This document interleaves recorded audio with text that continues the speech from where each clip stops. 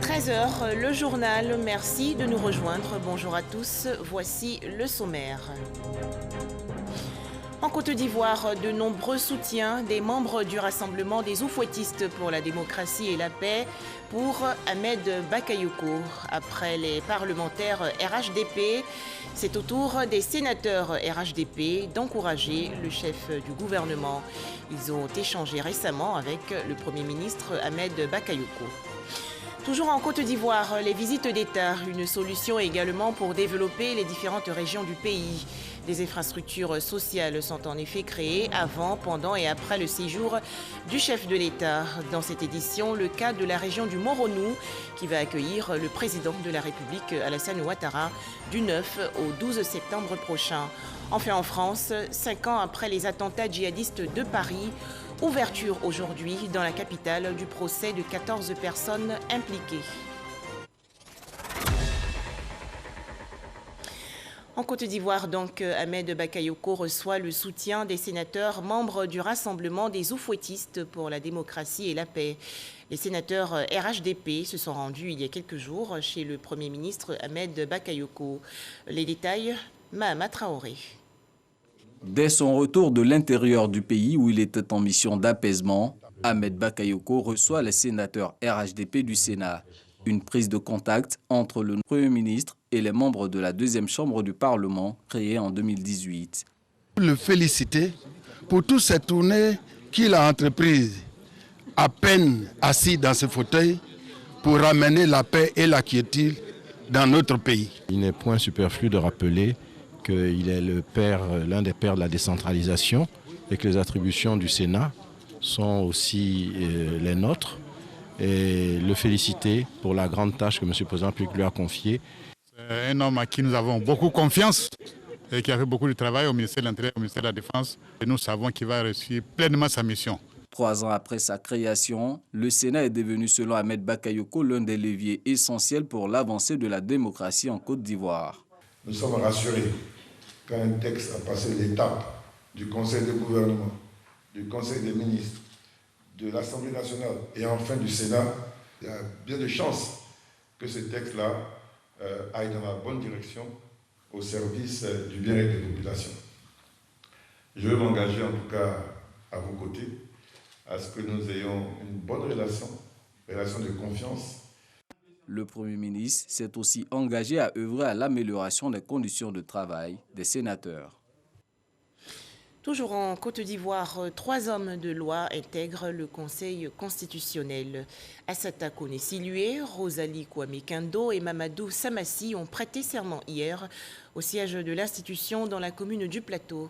Cérémonie en présence, bien sûr, du président du Conseil constitutionnel, Mamadou Kone. Les temps forts de cet événement avec Gabriel Zani. 3 nouveaux conseillers constitutionnels font leur entrée dans le carré de l'équipe du Conseil constitutionnel. Ici, ils prêtent serment sur la Constitution. Je m'engage à bien et fidèlement remplir ma fonction, à l'exercer en toute indépendance et en toute impartialité, dans le respect de la Constitution. Nommé par le président de la République le 18 juin dernier, ce qui est en soi un gage de confiance, ces impétrants prennent fonction ce 1er septembre. Habituellement, lorsque la date de fin de mandat des conseillers sortants et celle d'entrée en fonction des entrants sont très voisines, les premiers prêtent leur toge aux seconds. En raison de la pandémie de la Covid-19, le principe de précaution a commandé d'éviter toute prise de risque sanitaire pouvant résulter du prêt des vêtements à autrui. Le coronavirus modifie beaucoup d'habitudes, mais pas le nombre de conseillers constitutionnels. La haute juridiction constitutionnelle a toujours compté 6 membres et le prestige d'être conseiller constitutionnel n'est pas donné à qui il veut. L'on observe ces temps derniers une tendance à s'en remettre à l'interprétation du Conseil constitutionnel. Et ce Conseil constitutionnel-là, c'est vous, c'est nous. Vous faites donc désormais partie de ceux à qui reviendra la lourde charge de dresser la liste définitive des candidats à l'élection présidentielle du 31 octobre 2020 et d'en proclamer les résultats définitifs. Mais vos pédigris respectifs me rassurent quant à l'accomplissement harmonieux et serein de votre mission. Leur mission, ils l'accompliront en toute responsabilité. Ce que nous souhaitons, c'est de pouvoir prendre des décisions qui pourraient être celles comprises par tout le peuple qui attend. Un sentiment de lourde responsabilité eu égard aux enjeux parce que nous avons une boussole. Et cette boussole, c'est la Constitution, c'est la loi suprême. Ces 3 conseillers entrant ont tous le droit de réserve sur les questions juridiques, politiques et sociales, même à titre privé. Cela a été le cas pendant 6 ans pour ces 3 autres vétérans de droit, Nato Cissé, Emmanuel Assi, Geneviève Kwame, conseillers au Conseil constitutionnel aujourd'hui en fin de mandat, décorés pour les bons et loyaux services. Au nom du président de la République et en vertu des pouvoirs qui nous sont conférés, nous vous faisons commandeur de l'ordre national. La médaille qu'ils reçoivent signifie pour eux bien plus qu'une distinction, c'est un couronnement. Pendant 6 ans, nous avons eu le bonheur de pratiquer la justice constitutionnelle au service de notre pays. Nous souhaitons que l'aventure survive grâce à la vitalité et à la cohésion qui inspire tous les rouages de cette maison qui est et restera la nôtre. Les conseillers constitutionnels sont nommés pour un mandat de 6 ans non renouvelable. Deuxième titre de ce journal, la région du Moronou, dans le centre-est du pays, va accueillir le président de la République, Alassane Ouattara, dans le cadre d'une visite d'État du 9 au 12 septembre prochain. Ces visites, on le sait, permettent d'insuffler le développement dans les différentes localités sillonnées. En effet, plusieurs infrastructures sociales sont créées avant, pendant et après le séjour du chef de l'État. Les explications de Kader Sogodogo de RTI Bouaké. Dimbokro Bongwanou, 65,1 km sépare ces 2 chefs-lieux de région. La route visiblement a retrouvé une certaine fraîcheur. Des travaux de bitumage ont lieu en ce moment. Pour dire vrai, il reste à peine 5 km pour atteindre l'objectif. Il faut le dire que dans quelques jours, le président de la République Alassane Ouattara sera en visite d'État dans le Moronou avec pour capitale Bongwanou. Du 9 au 12 septembre 2020, la région sera aux couleurs de la Côte d'Ivoire. Un conseil des ministres est prévu pour le mercredi 9 septembre 2020 à Bongwanou. Le président de la République ne sera donc pas seul. C'est toute la République qui se retrouve ainsi dans le Moronou. Durant 4 jours, c'est depuis cette région que la gouvernance du pays sera assurée. Une aubaine, source de développement. Sur l'axe Dimbokro-Bongwanou, déjà, le renouveau du Moronou est salué. Cette voie s'était gâtée, totalement abîmée. Quitter en bateau pour aller sur Dimbokro, on fait pratiquement 4 heures du temps. Et grâce au président de la République, dans ce temps, on a une nouvelle voie et on roule sans problème. On attend que le président arrive, fait visite d'État chez nous, en Moronou, ça va nous arranger. On est le cœur avec lui. Alors on souhaite à ce qu'il vienne vraiment. Dans le cadre de cette visite, pour l'équipement et l'entretien routier, ce sont 25 milliards de francs CFA qui ont été dégagés pour actionner les travaux. Une mission d'évaluation est faite régulièrement. Abou Nibi Koulibaly, conseiller du ministre de l'Équipement et de l'Entretien routier, est sur le terrain. Initialement, la visite était prévue pour le mois de mars.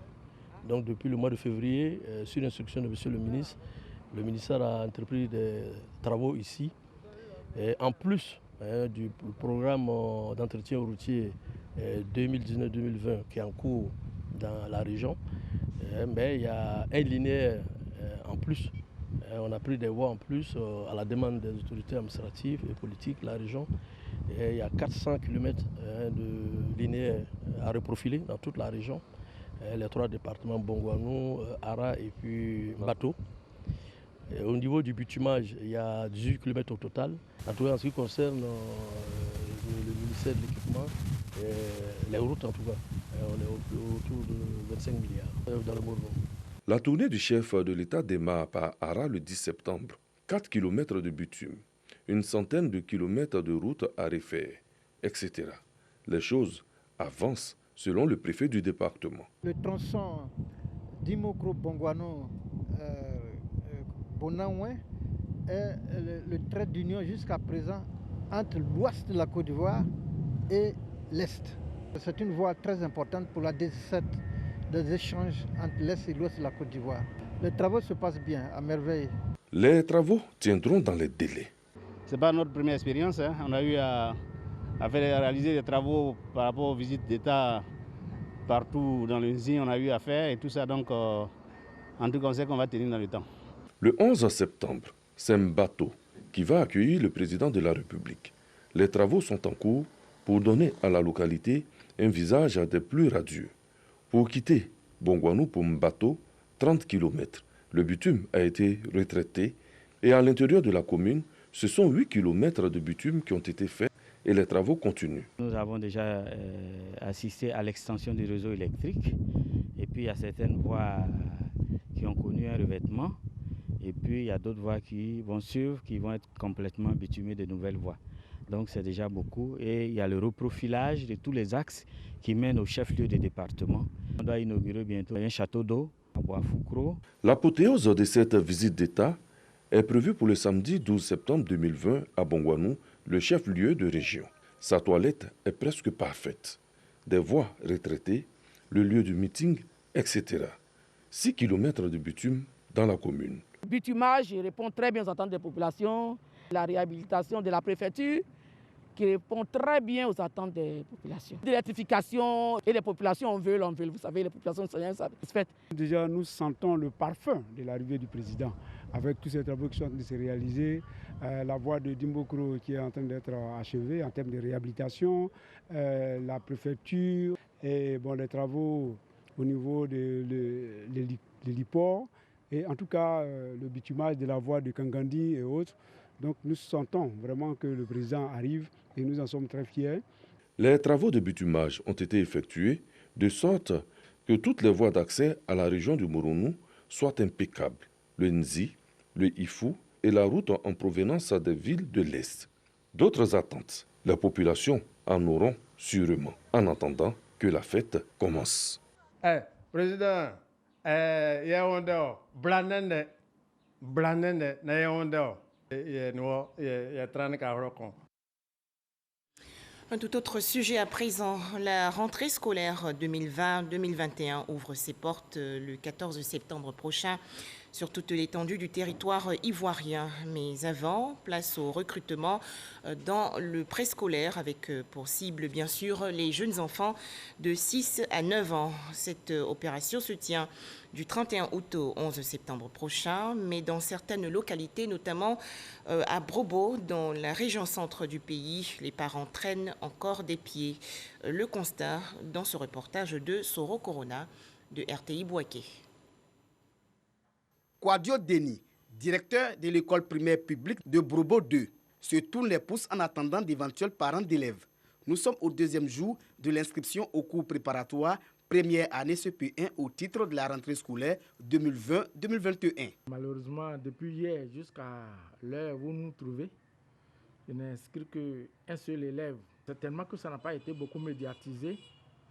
Voilà, quand on sait que chez nous en Côte d'Ivoire, il y a beaucoup d'analphabètes, il faut bien que ça soit en langue pour qu'on se sente vraiment concerné. Dans le même groupe scolaire, les choses sont différentes à l'école 3. Je suis déjà à 17 élèves. Pour hier, aujourd'hui, je crois que ça va. Au groupe scolaire Agnès Bouaki, les parents d'élèves n'attendent pas les derniers jours pour l'inscription de leur progéniture. On a pu arriver sur les 2 jours, on a pu près de 30 élèves déjà. 30 élèves, donc ça veut dire qu'il y a toujours l'engouement. Nous attendons encore les parents pour qu'ils viennent inscrire leurs enfants au CP1. Dans les écoles des villages de Kofi-Kofi-Kro et Kreke-Kwakoukro, les bureaux des directeurs sont simplement fermés. Les responsables des écoles invitent les parents d'élèves à ne pas attendre le jour de la rentrée des classes pour inscrire les enfants. Le premier jour de rentrée, nous allons dispenser des cours. Et quand ils viennent, ça perturbe. Parce que nous sommes aussi des tenants de classe. Donc je voudrais demander aux parents, jusqu'au 13, qu'ils viennent nous voir pour l'inscription de leurs enfants au CP1. Le recrutement au CP1 concerne les enfants âgés de 6 à 9 ans. Cette opération prend fin le 11 septembre prochain.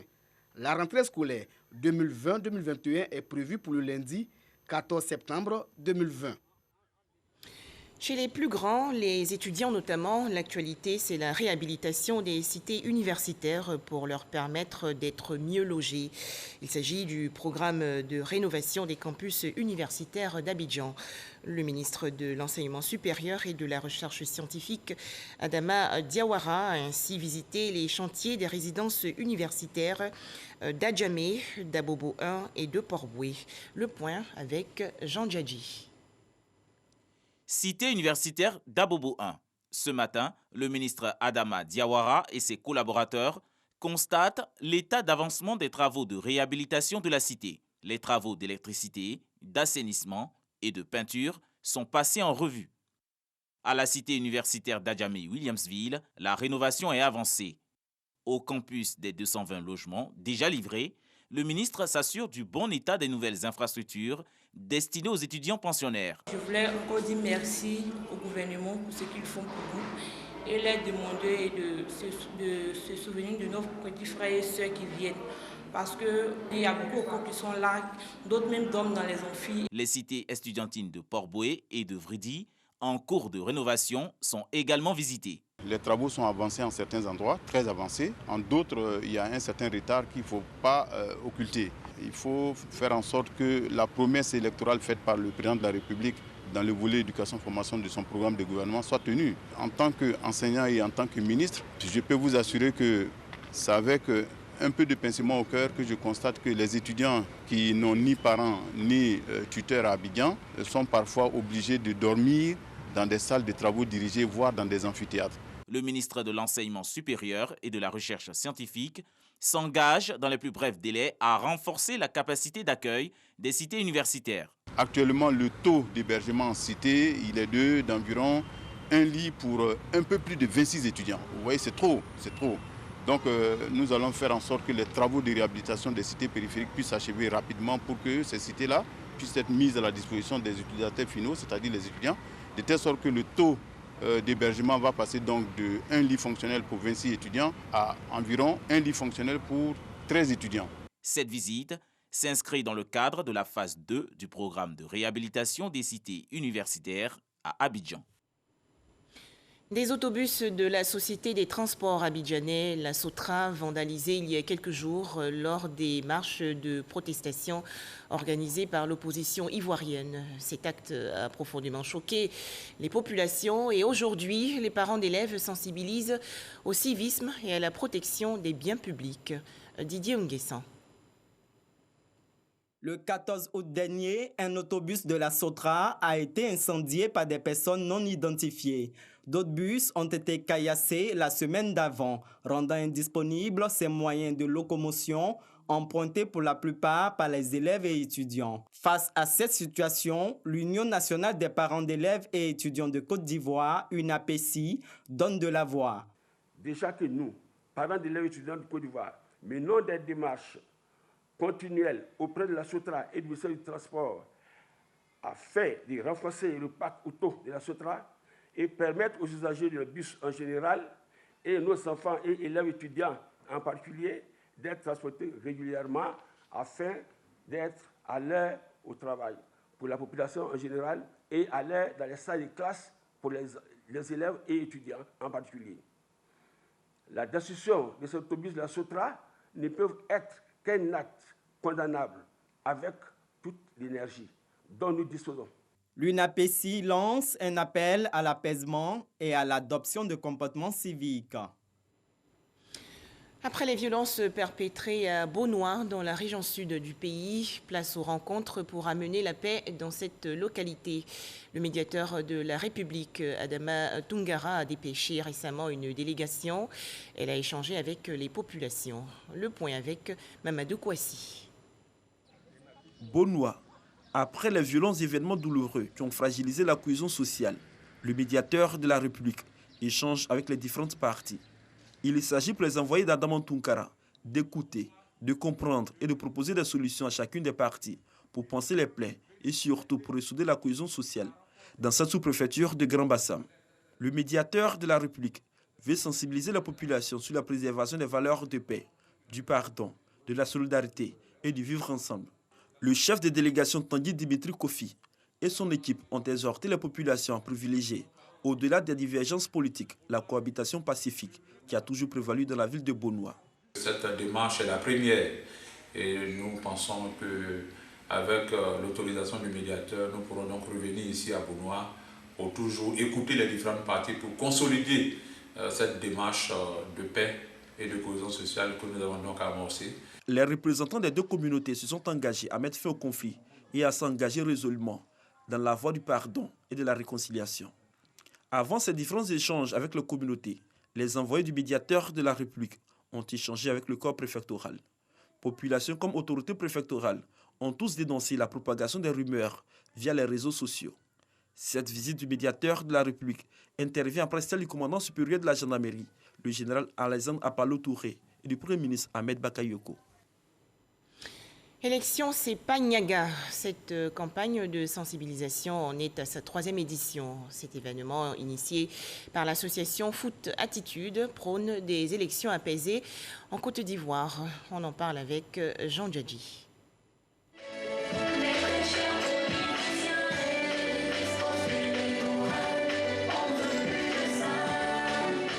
C'est le top départ de Élections Sepagnaga 2020. Campagne qui prône des élections sans violence et prévient les violences pré- et post-électorales. À l'approche des élections présidentielles d'octobre prochain, acteurs politiques, religieux, leaders de jeunesse, vedettes du sport et de la culture, tous décident de prendre part à ce projet et de diffuser des messages de paix à l'endroit des populations. Élections Sepagnaga, c'est une très belle initiative.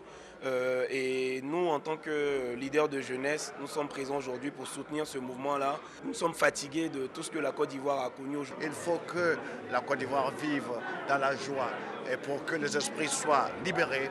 À travers mon canal, je peux dire aux Ivoiriens de cultiver la paix. L'association Foot Attitude, promotrice du programme, cible plus de 5 millions de personnes. 4000 spots télé-radio, des caravanes et un match de gala sont prévus pour la sensibilisation. Tous les artistes étaient présents, les hommes, les religieux, les représentants des partis politiques étaient là. Notre mot, aujourd'hui, aucun jeune ne doit mourir pour un homme politique. C'est notre leitmotiv. Élections Sepagnaga 2020 est à sa 3e édition, après celle de 2010 et de 2015. À présent, la page pour rappeler à tous l'importance des gestes barrières dans la lutte contre le coronavirus.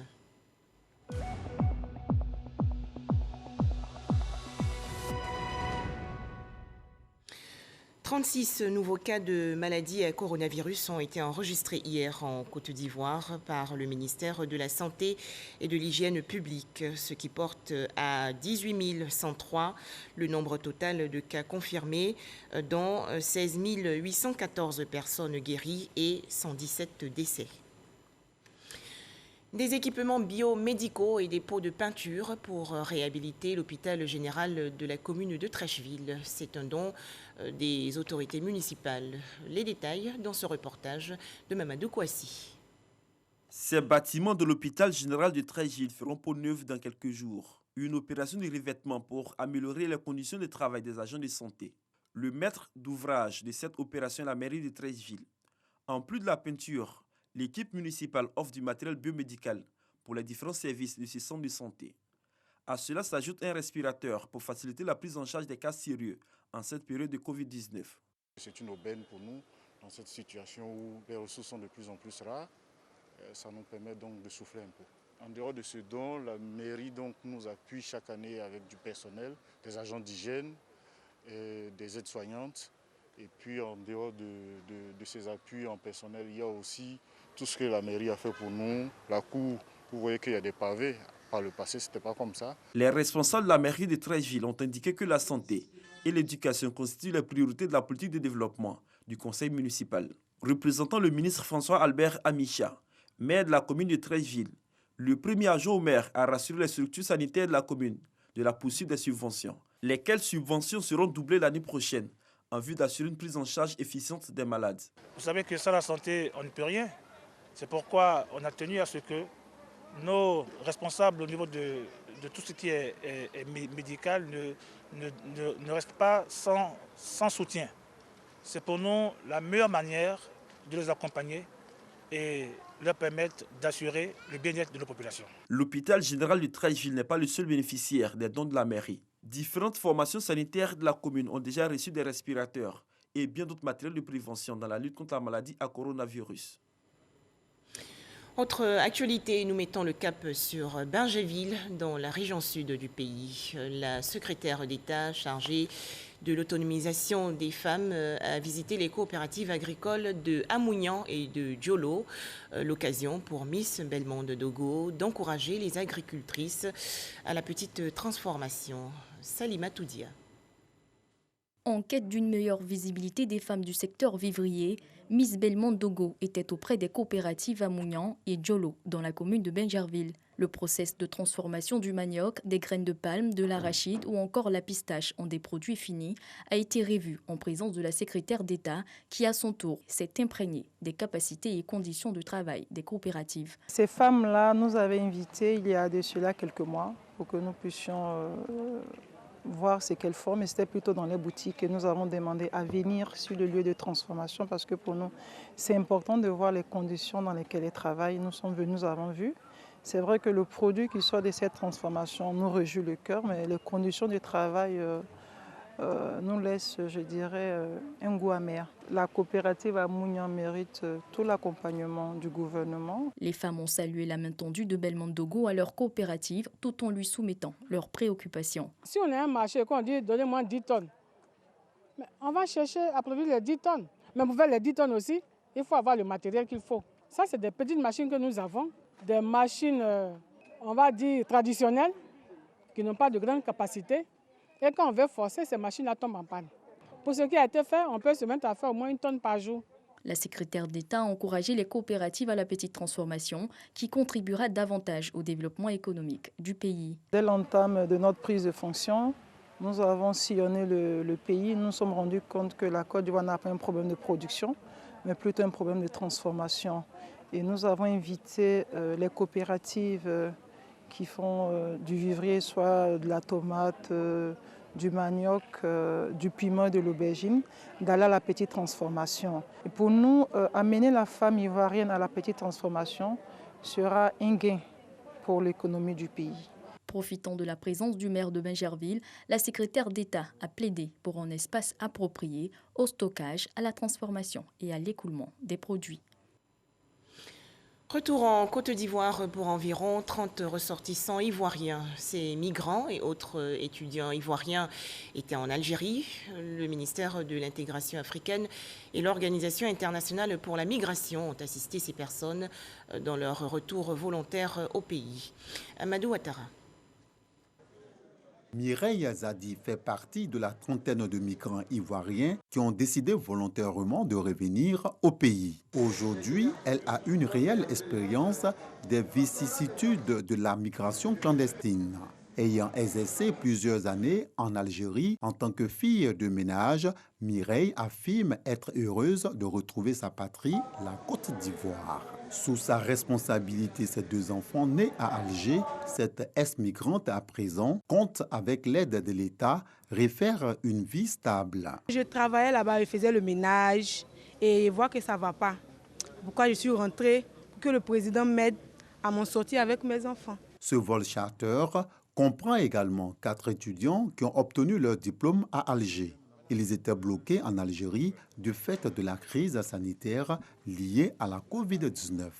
L'Organisation internationale pour la migration OIM et le ministère de l'intégration africaine et des Ivoiriens de l'extérieur, avec l'appui de l'Union européenne, assurent la prise en charge de ce retour volontaire. Ce mouvement s'inscrit dans une activité beaucoup plus large qui a commencé en mai 2017 en Côte d'Ivoire pour assister le retour et la réintégration des Ivoiriens qui a permis d'assister plus de 6 000 Ivoiriens jusqu'à juillet 2020. Je tiens à remercier les autorités ivoiriennes. Donc c'est l'occasion pour nous de dire que la Côte d'Ivoire a des potentialités. La Côte d'Ivoire est un pays qui marche, est un pays qui est au travail. Le gouvernement demande aux Ivoiriens, surtout aux jeunes, de faire confiance aux autorités. Mais ceux qui sont venus, on va les prendre en charge. Et j'en profite d'ailleurs pour lancer un appel aux Ivoiriens en général, aux jeunes en particulier, qu'ils fassent en sorte de ne pas aller à l'aventure. Rassurez-vous, avant leur embarquement pour la Côte d'Ivoire, ces ex-migrants et étudiants ont tous été testés négatifs à la Covid-19, témoigne un certificat à leur possession. Enfin en France, ouverture aujourd'hui du procès des attentats de janvier 2015 à Paris. 14 personnes sont poursuivies, soupçonnées à des degrés divers de soutien logistique aux frères Saïd et Chérif Kouassi et à Mehdi Koulibaly, les auteurs des tueries qui ont fait 17 morts entre le 7 et le 9 janvier 2015. Et c'est la fin de ce journal. Merci de nous avoir suivis.